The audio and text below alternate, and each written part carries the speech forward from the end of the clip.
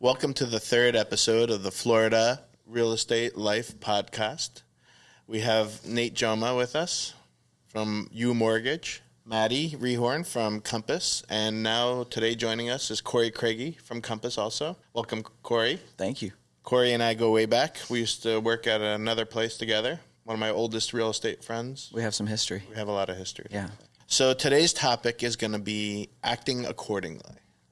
What's appropriate in our field, how we should conduct ourselves, what we should be posting on social media, what we shouldn't be doing, how we talk to other agents, how we talk to our clients, that sort of thing. I think we'll start with you, Corey. What do you think about social media, we'll say, and maybe we see some crazy things. Realtors have a bad rap. There's a reputation with realtors that they are drinking at noon and then they're keep drinking till 1 a.m., 2 a.m. That's not really true for most, especially people that are out there working their asses off. But there are some. We see them. We know them. We see them out there. They're drinking early. They look like they're a mess. Maybe that's too harsh, but I mean, might hit home with a few. Right.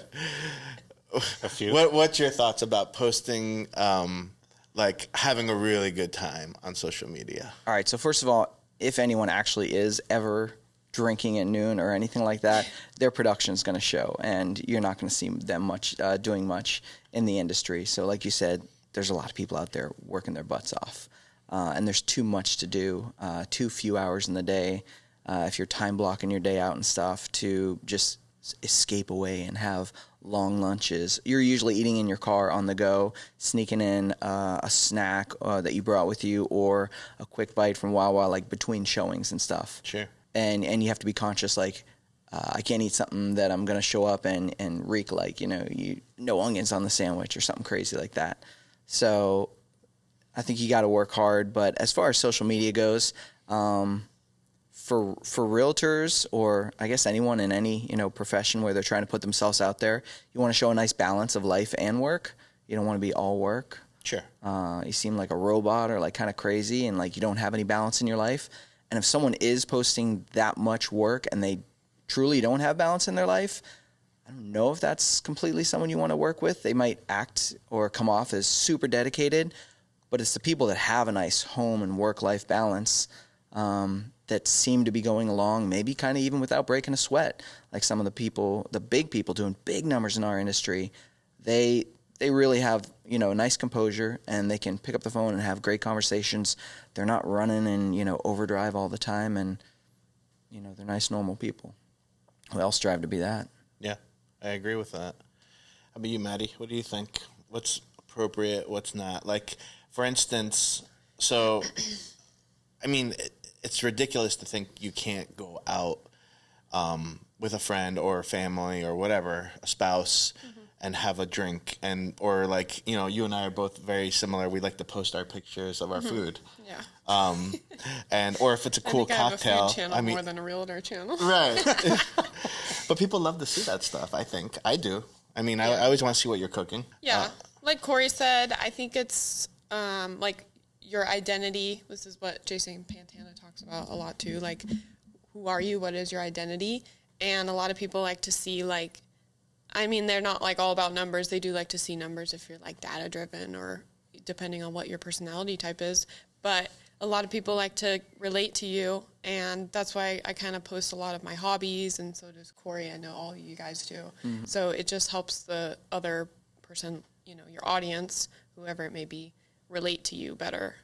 I love to cook, and some of the hobbies are random that I do, and they might not always be consistent. I've taken up knitting before, and then I stopped, but I've been really consistent with cooking, and I feel like I post that a lot just because it's something I really like to do, and a lot of people are this looks so good, or I want to try to make this, what's the recipe? And it also just gets people to interact with your page too. Yeah. And the algorithm loves that. So I'm trying to play Instagram Yeah. But yeah, I think a lot of, like, if you show your personality relating to other people, it helps a lot. Going out, maybe if you have, like, somewhat of, like, I don't know, maybe if you find yourself, like, going out too much, maybe you can, like, cap it to, like, one a night or something. It's not bad to go out. I think it's just in moderation. You have to, like, figure out if, like, you're going home at, like, 4 in the morning or 3 in the morning. That's probably not too healthy. Nothing great happens after midnight. So, and I live by those words. So. Yeah.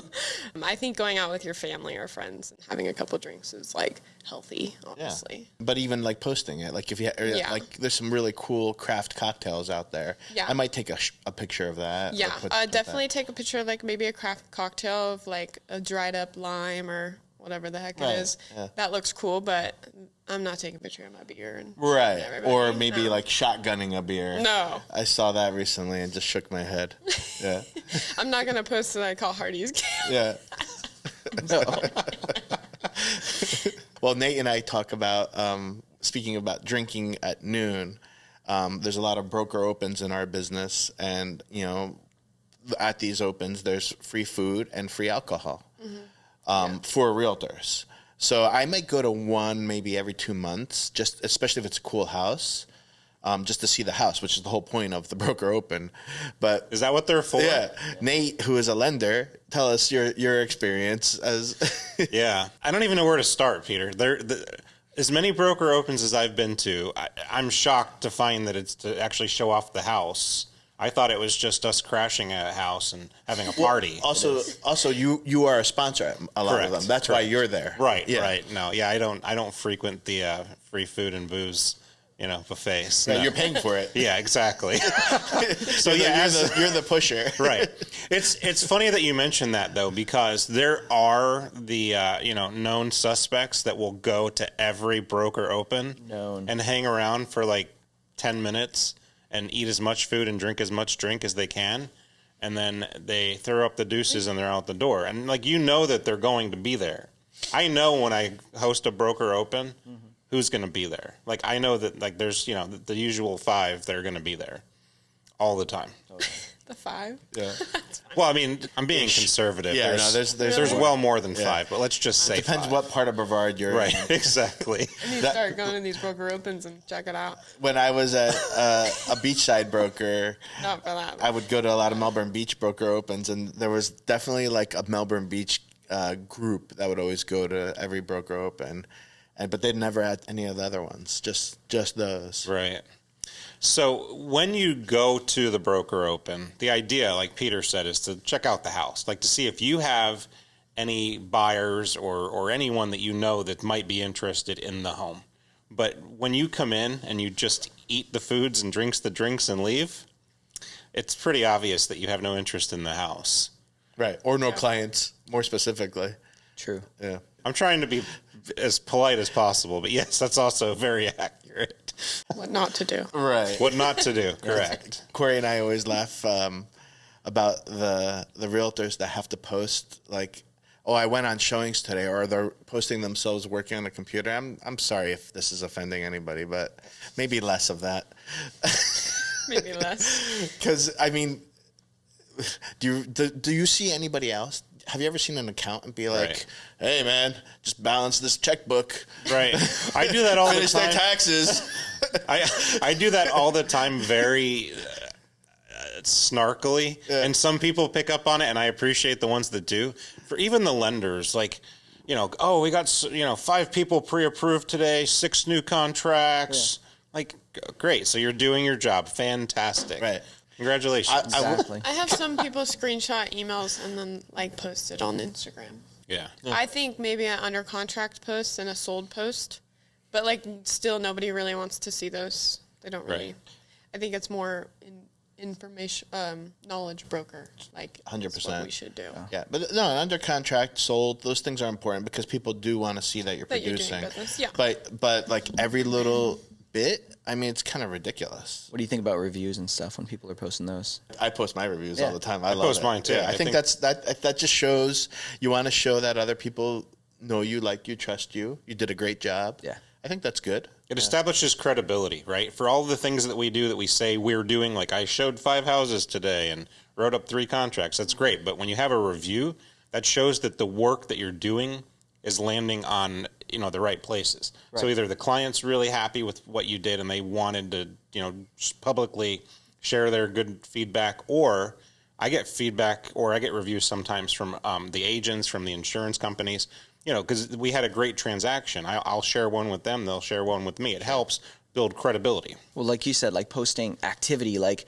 oh, I'm showing or I'm doing open house and stuff. That's great. But reviews are the culmination. They're the results. And we live in a results, driven industry. Sure. So it does show that you are getting results. You're not just out there being active or staying busy. Yeah. Well, sometimes it's harder to get those reviews than to close the file. It can be. Yeah. I'm a bully when it comes to that. Please Google review me. You still didn't leave me a review. Yeah. Did I not do a good job? Peter shows up at their door and he knocks on their door and he nails little signs up. Everywhere they look, there's the Google link. Yeah. Peter Pappas. I want my review. I want my $2. Can I go back to what I was talking about before with the people showing up? I think that's fine if you want to show up at the open or the broker opens and you want to just eat and drink and take off. Like, it's obvious, like, we're on to you. So, like, if that's you and you feel guilty, we know. But the same thing happens with networking events, right? And people posting on social media all day long that they're at this event, they're at that event, I'm at this event. It's fantastic. I'm really glad to see that people are getting out and they're doing things. But at the same time, overkill sometimes, right? When people are constantly posting about the showings, constantly posting about this and that, that's something that you shouldn't keep doing. You want to be able to mix some of that in for sure, salt and pepper it in, but show the results too. Yeah. If you're just out networking, then that's not a good look, because then it looks like you have nothing to do, you have nothing going on, and your day is basically just out hobnobbing. Right. As a buyer or a seller or somebody in the industry that might want to work with you, I don't think that that's a good look, right? It shows that you aren't committed to the job itself. It shows that you're more committed to the socialization and the fraternization. Totally agree. And if you stop serving the alcohol at your things, which I stopped doing because I did see the core group of people showing up going, where's the wine? Oh, yeah. And if you stop serving, it's amazing how that part falls off. I mean, like a rock, right? Yeah. So they're gone, and now you can try to weed through those people and get to the people that actually have the business. And yes, if you're posting, maybe you post something that's like, went to this broker's open, now we're under contract. Right. It's like, well, you went there and you did what you were supposed to do. Correct. And you had the buyers, like you said you did. Right. And you got under contract because that's what we do. Another weird trend I've noticed lately, I noticed it about a year ago when I joined Compass for the first time. I had the conversation with Nate about it, is there's a lot of smoke and mirrors in our business where people post like whatever, like they're doing a lot of showings, or they might have done a rental, and they're showing that as like a sale. It's almost like, and they look really busy. And then when you get to like really look at what they're doing, they've sold like 1 home or 2 homes. And again, that's not a knock on anybody, but it's all smoke and mirrors. If a client is trying to pick who is an actual busy realtor, who is producing, they might be led astray by picking somebody like that. Do you think that might be because too many people around them are just telling them to fake it till they make it? I mean, as a new agent, I think it's important to do a lot of those networking events because you want to meet other realtors to build a good rapport with them. Right. I mean, I did a lot of that my first year. Now I hardly ever go to them. I just don't have the time. Or the desire to hang out with other realtors sometimes. Unless they're my friends, which I do have a lot of realtor friends. Yes. Yeah, of course. But like, all right, so there's a few realtors right now that I've noticed. They're like posting, I've got 16 under contract right now, 11 under contract right now. I'm like, that's a large number. So I go and look them up, and they do not have 16 under contract. They do not have 11 under. So what's their goal here? You know, if you're going to lie, at least say like 5, right? 6. Right. 16? Yeah. Really? There was an example 2 weeks ago where there was a newer agent that was posting that he was thinking about quitting his full-time job and going real estate full-time because he had like 20 closings on the books already for the year, and like, or maybe it was 10 and he projected he was going to get to 20, whatever the case might be.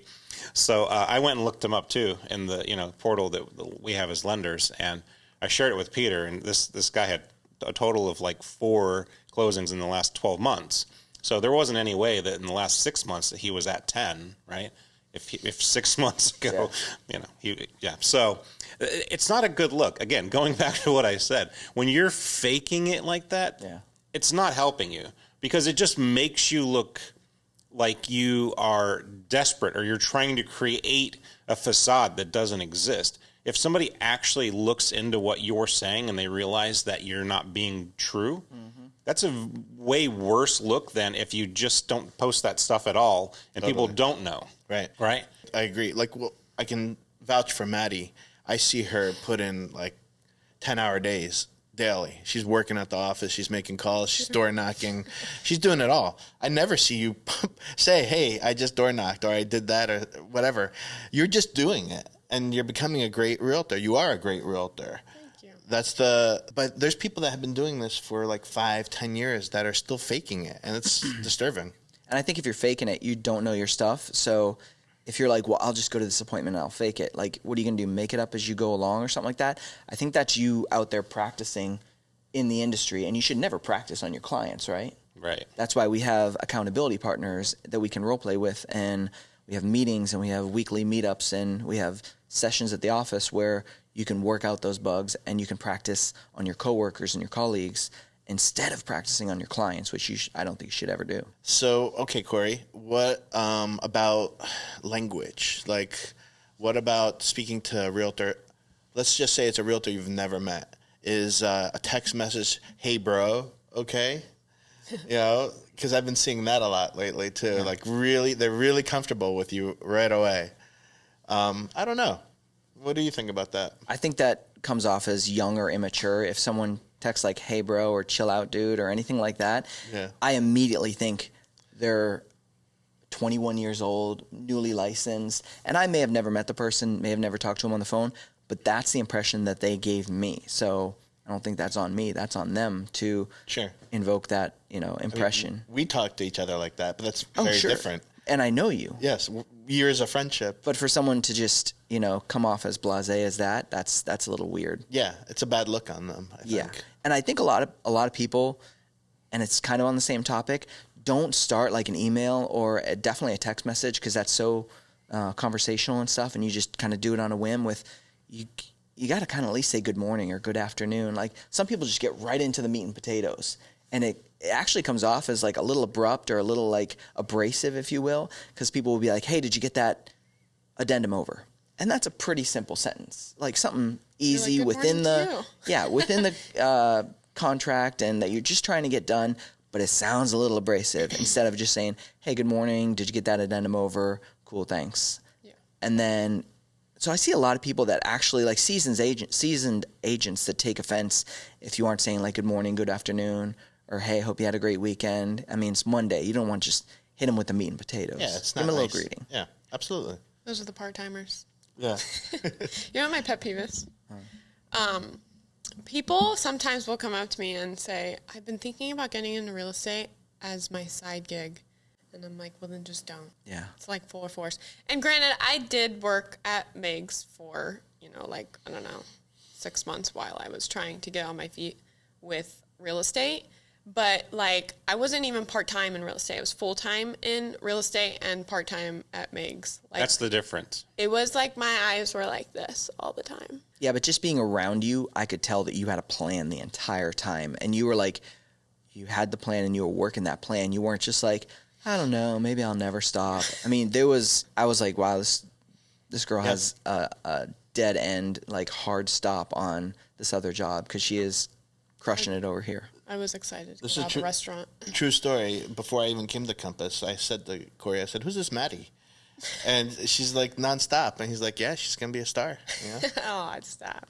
But yeah, no, people ask me, they're like, so I've been thinking about getting into, I do this for full time right now, and I just kind of want to sell houses on the weekend. And I don't know how to politely say, don't do that, because you're just going to spend a lot of money and spin your wheels and literally get nowhere. So I just think it's almost like an insult. You think you can do this job on the side? Yeah, okay. Right. Go for it. Try it. Go get the real estate license. That's like playing lottery and hitting $4 a couple times a year, and you're like, woohoo. I hit $4. Lotto winner. Yeah. I got a little something back. You've invested so much throughout the year, that $4, $8, $12 that you got in 2-3 times of those winnings, it doesn't pay off. And for the people that just want to get their license for that one family deal that kind of falls in their lap, you're putting out way more. Don't do it to yourself. Don't do it to the clients. Yeah. And you're doing your family a disservice, by just not knowing what the heck you're doing. Like, wouldn't you want, like, even with our referral network, like, if something's, I mean, maybe Vero will take it, but if it's a little bit south of Vero or north of Titusville, like, we're going to give it away because we don't know I don't know the area that well. I don't know the market that well. So I'm going to happily give it away, you know. And people from, like, Tampa will drive over here and try to sell a house or list our house. Yeah, not crazy. Even in our MLS. Mm-hmm. Like, what? Excuse me, sir, ma'am. Yeah, it's crazy. Yeah. Peeves. That happened to me, I guess it was January. A guy I had been spending a lot of time working with, and he was a cash buyer, so it was going to be a simple deal. And I showed him a ton of stuff in Brevard, but he ended up loving Ormond Beach more. And I set him up with a realtor. I was bummed, but I still got the referral, and now I have a pretty good referral relationship. But he was like, "Why don't you just can you show me those homes?" I was like, "I can, but I don't know the area." Yeah. So I'm not gonna, I don't want to steer you wrong. Yeah. So you're like, technically I can, but no, it's doing a disservice to the client if you refer them to a professional in that area. Maybe even take the referral fee and stuff, but you're putting them in better hands. Yeah, absolutely. Yeah. And you would hope I think the favor will be returned down the road. Sure. Going back to social media, you also see a lot of, like, political posts. Ooh, yeah. And that's a big no-no too. I think if you're going to be in a position where you're a real estate agent, a insurance agent, a title agent, a lender, where people are going to look for you as a service provider, you shouldn't put that sort of stuff out in social media because it's going to turn off some of the crowd, and then it's going to obviously attract some of the other folks, right? But is it worth it to turn off certain people to attract others? I really don't think that works. When it comes to anything controversial or any sensitive topics like religion, politics, and just personal beliefs, things that people have like high interest or disinterest in, you should stay away from those topics completely. So I try very hard, and I know you guys also do, to safeguard yourself against putting something out there. There's times that that my filter's off a little bit, but fortunately I have great friends like you guys. They're like, "Hey, Nate, I saw this post, you might want to reconsider." So you should have your filters on. If your filter's off, hopefully you have friends that can step in and help you understand that, hey, maybe I shouldn't have posted that on Facebook, or that wasn't something I should have put on TikTok or Instagram or whatever the case might be. Sure. Or maybe have a Facebook war with somebody and start arguing with them. Does that happen? It happens quite a bit. Does it?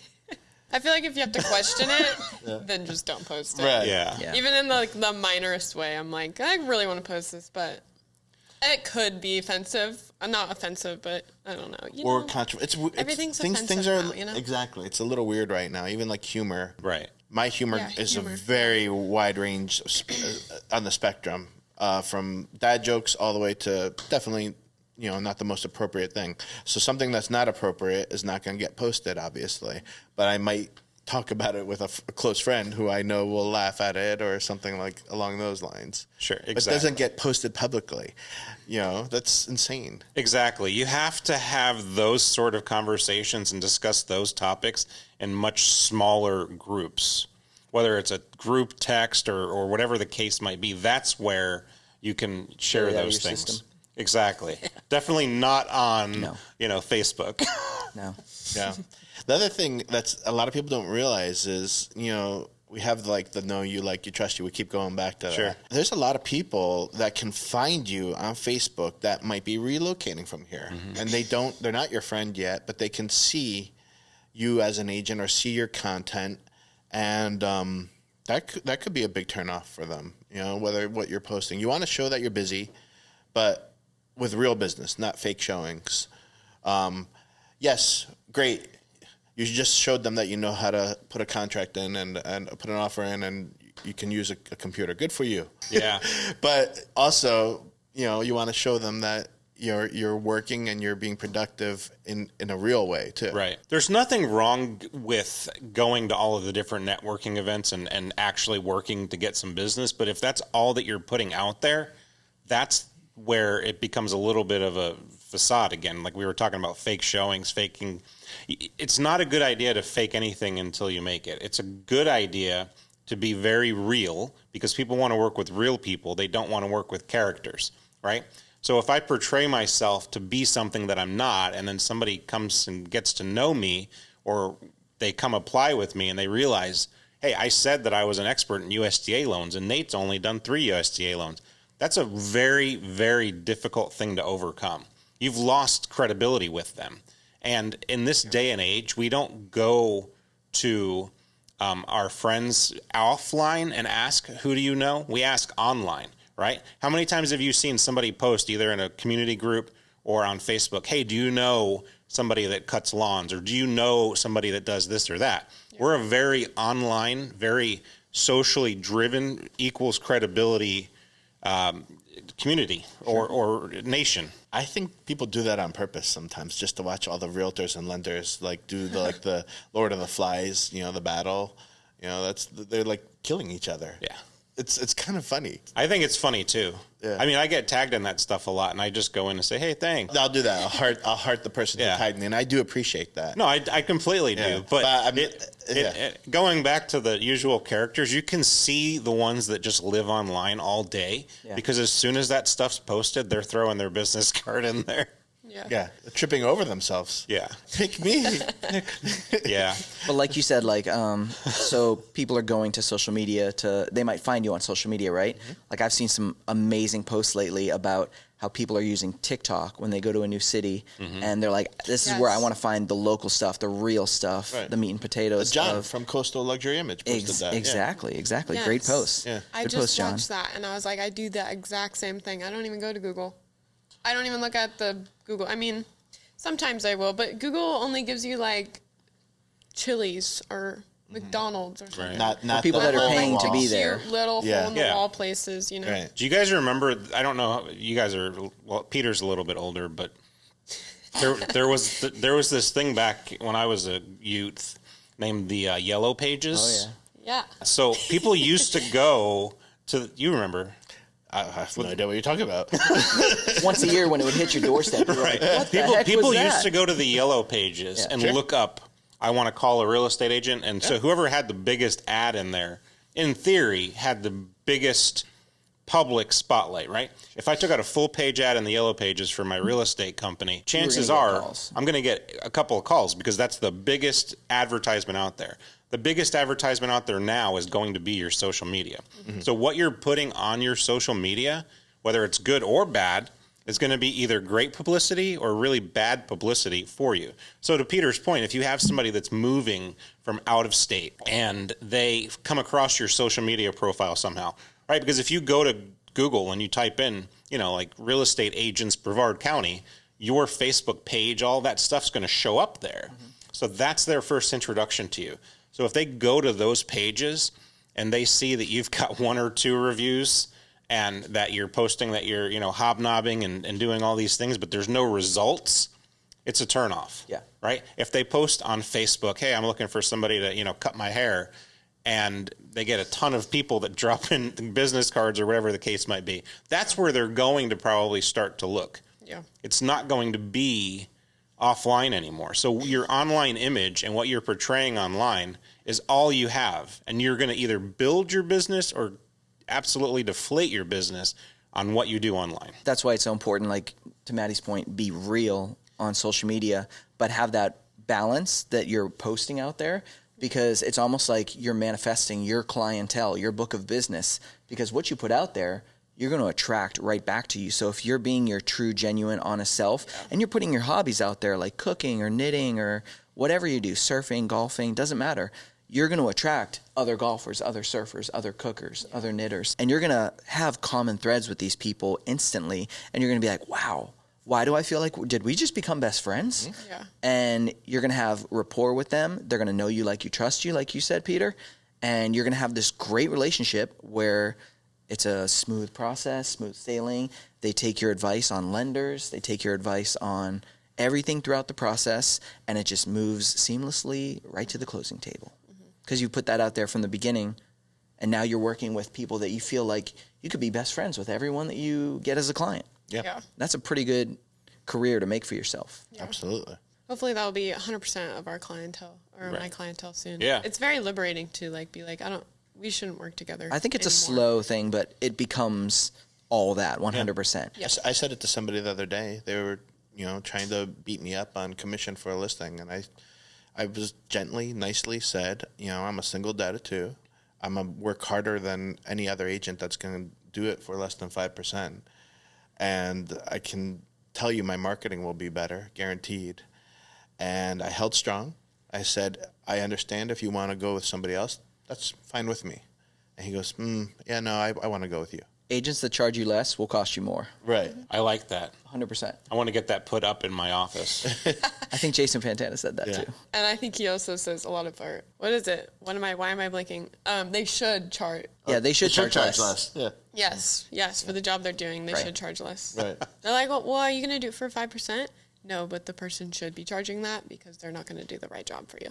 Right. Period. Which goes back to your part-time, just on the weekend real estate person. Yeah. They're going to be doing everybody a disservice. Their family, their friends, anybody they come in contact with. Yeah. Because they're not honing that skill full-time. They're going to be putting one-sentence narratives. Wow. And they're probably not part of a great team that has awesome marketing and all these support systems and everything that's built in there to help this client with the transaction as well. And an awesome reputation. That awesome reputation also makes you think twice about what you are posting or how you act. Yeah. Keeps you in check. It does keep you in check Yeah. because you're like, well, Is that on brand? right. It's a great point. Am I Yeah. doing the brand a disservice by spontaneously just posting whatever there should be a filter, like you said, between. You want to say between here and here, but it's not your mouth anymore. your fingers now, it's your right? little thumbs, it's your hands. Hey, all right, we all have compass on our chest, right?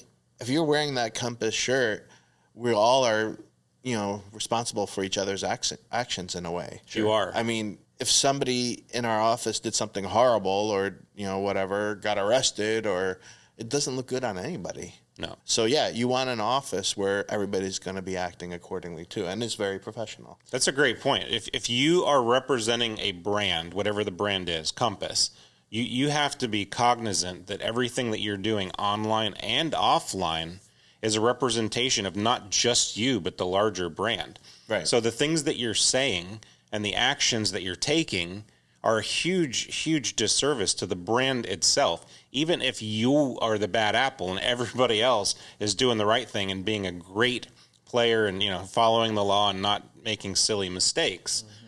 So even offline, we've been talking a lot today about online reputation and things you shouldn't say and do online, but even offline, like your behavior is going to carry you for everything that you're doing. If you're at a restaurant and you're acting inappropriately and you're wearing a Compass shirt or any brand, it's a poor reflection of you, obviously, but the bigger brand is taking a hit as well. Yeah. If someone sees you go off on a server or a bartender or someone like that in a restaurant, you think it's just your own personal time, but someone's going to, portray that as, your entire company, how all you guys act maybe. Yeah, exactly. And you know what? That's not a bad thing to have hanging over your head warning you. Yeah. It's like it's an internal voice saying, don't do that. Yeah, like a governor. First off, you should never be giving a server a hard time. Of course not. That's like the one thing that I cannot stand, and I just know I'm not friends with anybody like that. But yeah, it's a great point. The other thing that Dwayne says is you want to not be out in the middle of the day in yoga pants or like a ball cap and clearly haven't shaven or haven't showered that day, or it doesn't look like you've worked at all. You may have. Walking your dog in sweatpants and Right. stuff. You may have been working, but it's also you want to portray that you are professional, you are out there, and you're always ready to go at a moment's notice. So that's another thing. Your appearance is very important too when it comes to acting accordingly. And what a funny thing, like you mentioned, there's people that like farm their neighborhood. Let's say you have a small community that you live in with like 90 homes, and maybe you send them postcards every month, and maybe you you go to certain events and you know people in your neighborhood, and you're like, of course, if anybody, wants to sell, they're gonna call me, right? But what if they see you at 1:30 walking your dog in your sweatpants? It's like you've undone all the work that you did farming your little backyard, your neighborhood, and you're doing yourself a total disservice, and you're tainting everything that you work with and your colleagues work with. That's a solid point. That's exactly. A crazy point. The perception of one person is going to be spread much further than what you think is going to be perceived. A lot of people think everybody's eyes are always on them, and that's not always the case. Yeah. But when you're portraying yourself to be one way and you're acting another, like in your example, if you're walking your dog in the middle of the day in sweatpants, that one person's going to look and say, Corey isn't seriously, a real estate agent. He says that he is, but he has nothing to do during the day. He looks like he just woke up. He took his dog out for a walk. That's a very bad perception. You don't want that. You want the good perception, obviously, right? Yeah. So in order for you to have that good perception, you need to be aware at all times that eyes are on you, especially when you put yourself out there in the public as a service person, whether you're a mortgage lender, real estate agent, insurance. People are watching what you're doing, and you're not even aware that they're judging you at that moment, but they are. They absolutely I are. remember you just did a video on that, and I was like, I love this video that Nate just did. I remember. I want to ask you guys, as real estate agents, how do you feel when you're working with a fellow real estate agent, whether you're representing the buyer or you're representing the seller, and they are just ugly to you from the start for no reason? It's ridiculous. Does that happen a lot? Because I see it sometimes where they're ugly with me on the lending side for no reason whatsoever, and no matter how hard what happened? They weren't hugged enough as a child. What the heck? No matter how hard I try to win a little bit of common decency with them, it just doesn't go. I just had a situation where this listing agent, just from day one, was just a very nasty person. And regardless of what we did and how much we tried to communicate and how much we tried to share with them, it ended up being a very difficult situation all the way through, even for the buyer's agent, who is a good friend of mine and reached out to me multiple times and shared text messages and was like, can you believe this? Like it made what was pretty easy transaction a very tumultuous situation where all of us were on pins and needles because of one person's actions. Does that happen a lot? She was like feeling like she had to be really protective. Is that why? Because I feel like that's kind of why they like resist so much just out the gate. Like at the end of the day, we're coworkers. Mm-hmm. Right. We don't work on the same team. We have a common goal though. Yeah, we're trying to get across the finish line. You have a buyer or a seller that wants to sell or buy. I have the opposite. So let's just like come together and be friends. I don't know. Does that sound crazy? Work together. Right. Yeah. Well, that's just it. You don't have to be a friend of somebody. When you're looking at any real estate sale, you've always got a buyer's agent and a seller's agent, unless you have one that's representing both. Yeah. You've got the lender, you've got the insurance company, you've got the inspector, you've got the appraiser. All of these people all have to come together at their right time to make this transaction happen. Yeah. And we all are coworkers at that point. Yeah. So it's just funny to me, those of us that have worked in corporate America or any place at that point in time, like if you were that ugly to a coworker, that wouldn't stand. Yeah. Somebody there would step in and say, hold on, you two go in your separate corners. Yeah. Or if there was an opportunity for somebody to, maybe this was just their MO and they were always just nasty and ugly. Yeah. Like they probably wouldn't stay very long, right? Mm-hmm. I feel like in real estate transactions though, and I've seen it between agents too, that behavior seems to not be coached. Like the lending too. I'm not saying it's just real estate agents. I'm just saying in the transactions, you have people that work together a lot, and they're just nasty to each other sometimes. Yeah. There's people that just have their disposition is they have an ugly personality. They're just not nice, and that could be their upbringing. It could be some trauma. Who cares what it is? But at the end of the day, nobody cares why you're having a bad day. You still have to work professionally. You still have to be nice. There's no reason to not be nice. You catch more flies with honey. So you do.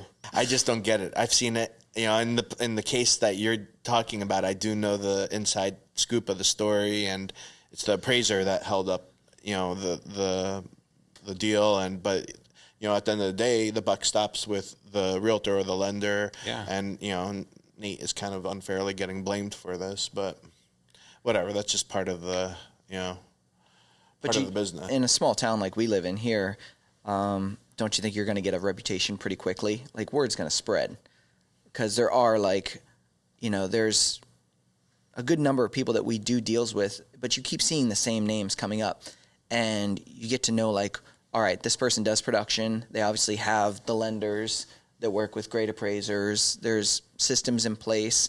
They know the inspectors that don't blow up deals and all this kind of stuff.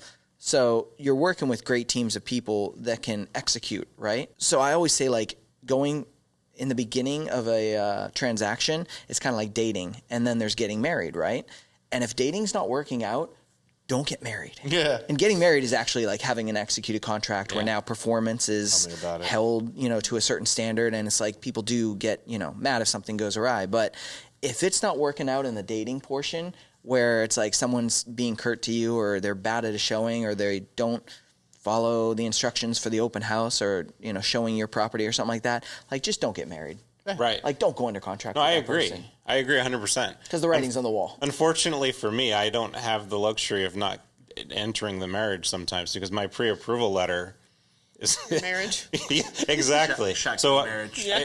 It hasn't happened very often where I've had real estate agents that are just ugly from day one. This was one example, but it hasn't happened very often. But there's times that I'm on emails and I see the two sides emailing each other, and it's just like cats and dogs. I don't understand the mentality behind that, because we're all professionals. And to your point, we're all driving toward the same goal, which is a successful closing, right? A sale of a house. You're helping your seller, you're helping your buyer.